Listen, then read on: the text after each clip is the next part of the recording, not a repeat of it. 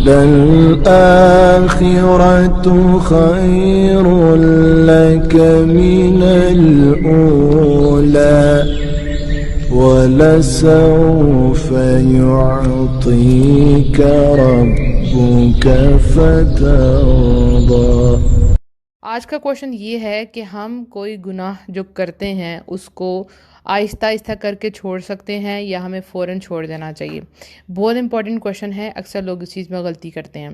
دیکھیں، کچھ لوگ یہ سمجھتے ہیں کہ اگر ہم ایک دن میں 7 گھنٹے گانے سنتے ہیں تو ایسا کرتے ہیں ہم 1 گھنٹہ گانے سنیں گے، یا ہم ہفتے میں 5 موویز دیکھتے ہیں تو ایسا کریں گے کہ ہم 1 مووی دیکھیں گے، اور کوئی بھی آپ غلط کام کرتے ہیں تو دیکھیں جو گناہ ہے اس کو جب آپ چھوڑیں گی تو اس کی لذت ختم ہوگی۔ اگر آپ اس کو تھوڑی ڈوز میں بھی لیتے رہیں گی تو آپ اس کی عادی رہیں گی اور آپ اس کو کبھی بھی نہیں چھوڑ سکتی، ٹھیک ہے؟ چاہے آپ وہ ہفتے میں 1 دفعہ گناہ کر رہی ہیں یا مہینے میں 1 دفعہ گناہ کریں، گناہ تو گناہ ہے۔ گناہوں کو ہمیشہ فوراً چھوڑتے ہیں اور کرتے کیا ہے، ان کا آلٹرنیٹیو ڈھونڈتے ہیں، یعنی وہ وقت جو آپ برائی میں لگاتے تھے اس کو آپ کسی اچھے کام میں لگاتے ہیں۔ ہوتا یہ ہے کہ ہم جب کوئی گناہ چھوڑتے ہیں تو اوکے ہم نے چھوڑ دیا، اب ہم بیٹھ گئے، اب کیا کریں، اور پھر دوبارہ وہ گناہ یاد آنا شروع رہتا ہے۔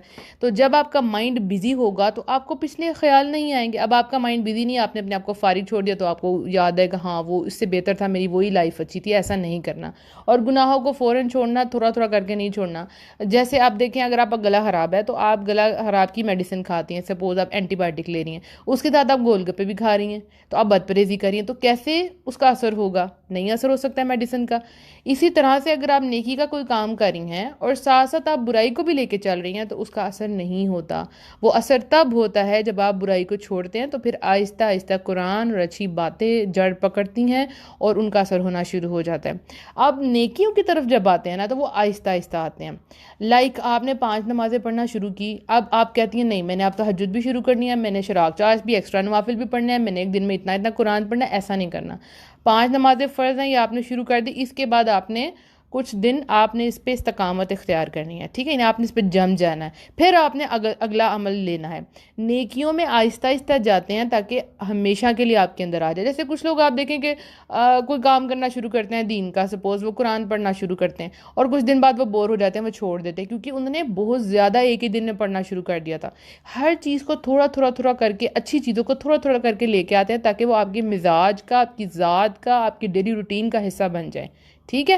اب اگر آپ ایک دن میں 1,00,000 دفعہ استغفار پڑھ رہی ہیں سپوز، تو بہت زیادہ چانس ہے کہ 3-4 دن بعد آپ اس کو چھوڑ دیں، بلکہ آپ کیا کریں 70 سے 100 مرتبہ دن میں استغفار کریں تاکہ آپ پوری زندگی یہ کام کرتی رہیں۔